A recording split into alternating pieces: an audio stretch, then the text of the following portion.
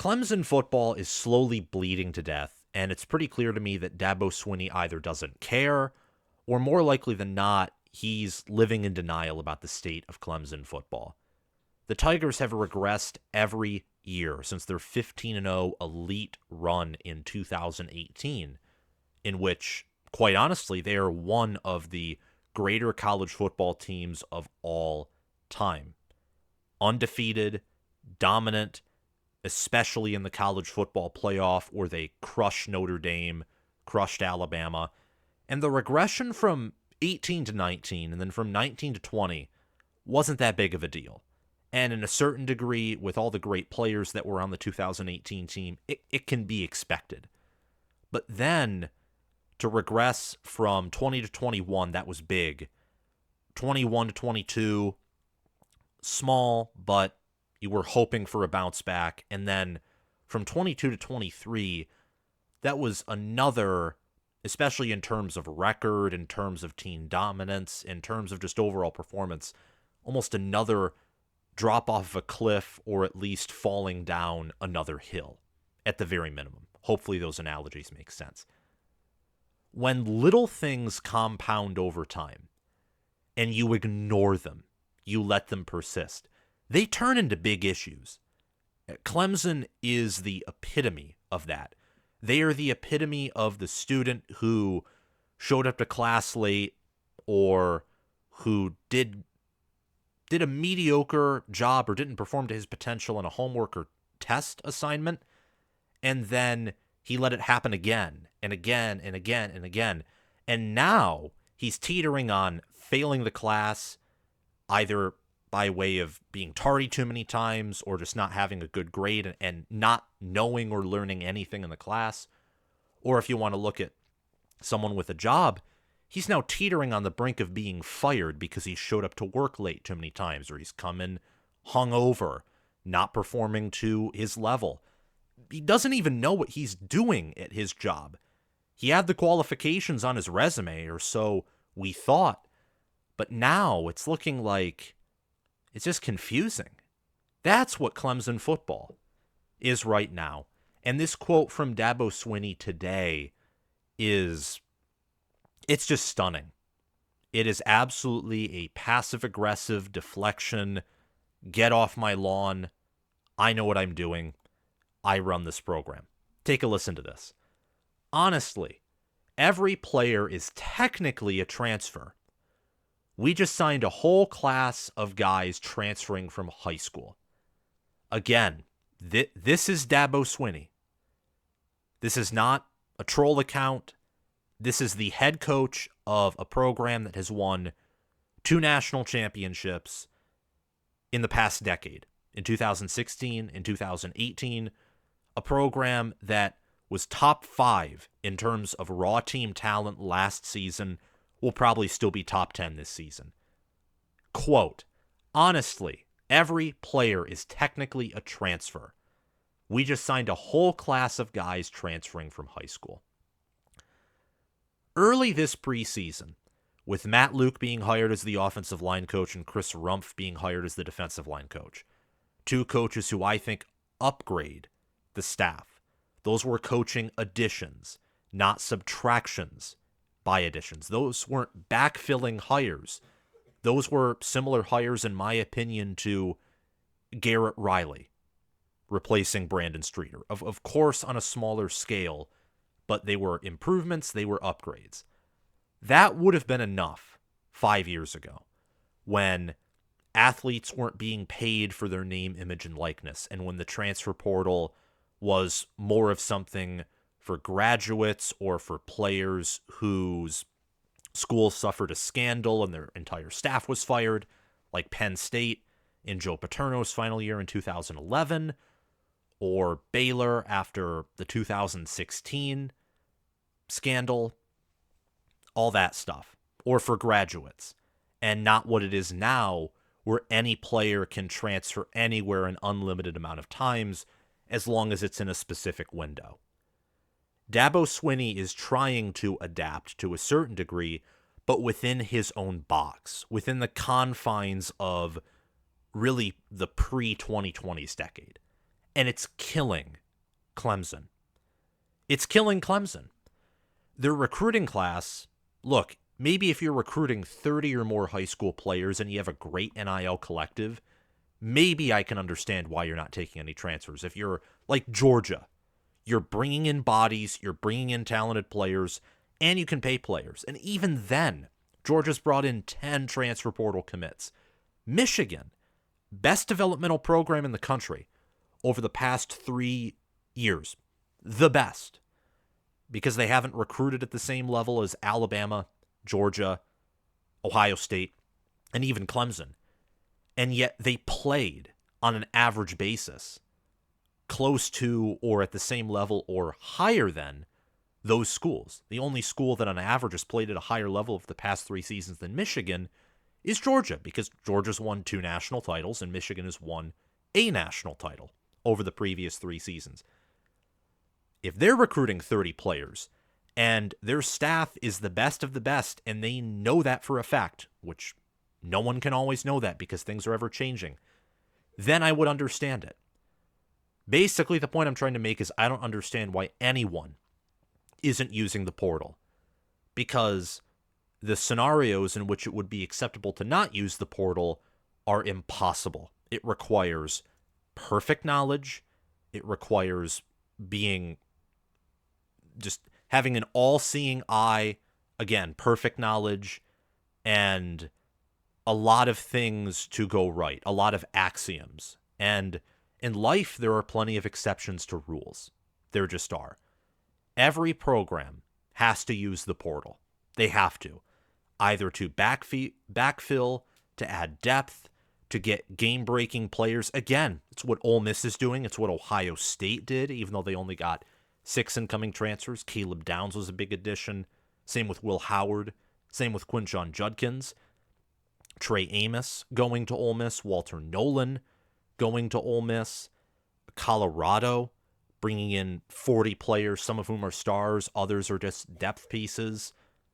You get the point. USC bringing in Woody Marks from Mississippi State. I can go on and on and on and name programs who are big, small, or smack dab in the middle, bringing in players who they think can make an impact or players who they just want to add to provide some sense of depth. And Clemson isn't abiding by what is the obvious solution to adding depth, to gaining impact players at wide receiver, and to being a championship contender. I mean, Ole Miss has not recruited inside the top 10 in high school, but by using the portal, they might be a national championship contender this year. It's insane, and it's also beautiful to a certain degree. But I cannot say enough that there's no reason to be optimistic with Clemson in regards to them competing for the playoff or competing for the national championship. Maybe they can compete for the playoff due to the fact that the ACC champion has an auto bid. They will. The 5 highest rated conference champions, unless the ACC is a complete garbage year and maybe a 9-4 Clemson wins the ACC and somehow there are 2 undefeated dominant group of 5 schools, then maybe they get left out. But the likelihood of that happening is infinitesimally small. It's exponentially small. This team could have used, along with their coaching staff upgrades, which I give Dabo Swinney and the staff props for that, they could have used incoming transfer players. They could use, with how much their secondary has lost, and they have some young players, they could have used Jihad Carter coming from Ohio State. They could use an Elijah Badger, who's in the portal right now. I don't know if Jihad Carter's still in the portal. These are just some spring players that I'm listing. They could have used players like that to help at wide receiver, to help on defense, who lost a ton of talent to the NFL draft. They could have targeted some offensive line players. Maybe they could have brought in a quarterback, because Cade Klubnik may have a much lower ceiling than his high school recruiting ranking suggested. They could have tried out for a running back. But, alas, they didn't. Not a single incoming transfer. Again, only Air Force, Army, Clemson, and Navy. Those are the only FBS schools to not bring in transfers. And Clemson has only brought in 22 high school players from their 2024 recruiting cycle. That is tied for the smallest class, along with Northwestern and Virginia Tech, who also have only 22 incoming high school recruits in the top 100. Tied. And that's factoring in transfers. So Virginia Tech and Northwestern had even smaller high school recruiting classes, but they brought in some transfers to make up for the fact that their high school recruiting classes are small. And Northwestern, they have academic restrictions. Same with Stanford, same with Vanderbilt. Doesn't matter. They're bringing in transfers. Virginia Tech, why, they are in the top 10 of returning production. They return more than 80% of their production from last season. Clemson is not even top 25 in returning production, and they have a lot of question marks, especially for the talent that they have. Take a look at this. It's not on the screen, but take a listen, rather. Clemson, last season, they had the 42nd toughest strength of schedule. So an above average strength of schedule, a below average weak strength of schedule for a Power 5 team in a Power 5 conference. Clemson was outside the top 50 in scoring offense, outside of the top 30 in scoring defense. They were 9-4, 4-4 in the ACC, and according to the simple ranking system, they were 20th, the 20th best team in the country. By most power rankings, they were a top 25, but certainly not top 10 or top 15. Virginia Tech and Northwestern, the schools who are tied with Clemson for having the smallest incoming overall class for the 2024 cycle, they had strength of schedules of 65th and 57th for Virginia Tech and Northwestern, respectively. They had much worse scoring defenses, and Virginia Tech had a similar scoring offense. Northwestern's scoring offense was outside of the top 100. They were worse teams than Clemson. But were they less efficient with the talent that they have? Absolutely not. Clemson last year had the 5th best roster, according to the 24/7 Sports Team Talent Composite. Meanwhile, Northwestern had the 52nd best roster, and Virginia Tech had the 59th best roster. And we all know that the best team in the country is closer. No, the best team in the country is further away from the 15th best team in the country than the 15th best team in the country is further away compared to the 30th best team. Number 15 and number 30 are closer than number 15 and number 1. In fact, in some years, number 10 is closer to number 30 than number 10 is to 1, which is pretty insane, but that's just how the distribution of talent and coaching and development is in college football. You have that upper echelon typically of 3 teams, and there are some years where maybe you have 3 GOAT teams, but typically you have 1 team who has the potential to be a GOAT team in any given season. You have that upper echelon of anywhere from 1 to 3 GOAT teams, then next down maybe 1 to 6 elite teams, and then you go from there. Like after the top 10, sometimes a little lower, there's a significant drop off. So Clemson's roster is exponentially, like leaps and bounds more talented than Northwestern and Virginia Tech. And yet Northwestern and Virginia Tech, despite playing similar strengths of schedule, only had 2 less wins for Virginia Tech, 1 less win for Northwestern, with infinitely less talent. That is a crime. Clemson has no business being compared to Northwestern or Virginia Tech in anything. They don't. And I'll tell you right now, Virginia Tech has great odds of being better than Clemson this year. For Northwestern, I can't say that, but I can certainly say that David Braun is doing a better job trying to win in college football than Dabo Swinney is. And that's very sad.